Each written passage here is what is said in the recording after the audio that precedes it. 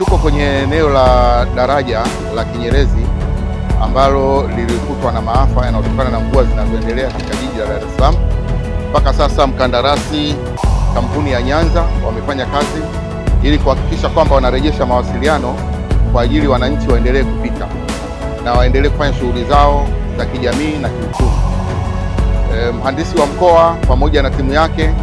alifika mara moja kwenye eneo hili baada ya sehemu ya tuta ya eneo la diversion, yani eneo la muda la kupita magari pamoja na wasafiri wa miguu na wengine lilikatika kutokana na mvua hizo. Lakini hata hivyo tumechukua hatua zingine nyingi za tahadhari, ambapo tutaendelea kuliimarisha hili tuta pamoja na kuongeza midomo mingine ya culvert itakayochangia kuhakikisha kwamba baada ya siku 2 au mpaka 3 tutakuwa tumekamilisha ili magari makubwa yapite. Kama mnavyojionea, wananchi sasa hivi wanapita na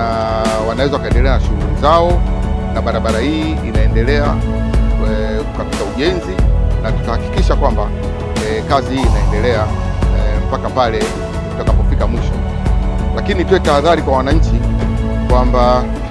kwa sasa hivi hii mapitio ya muda, yani diversion,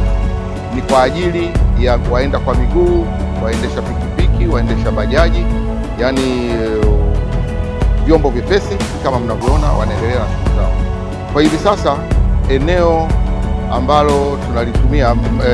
utaratibu ambao tunautumia kupita ili uweze kufika eneo la Bonyokwa Center ni barabara ambayo inapita barabara ya Kinyerezi inakwenda Segerea Gerezani, inazunguka, ambayo ni kama inaongeza karibu takriban kilomita 3 kufika Bonyokwa Center.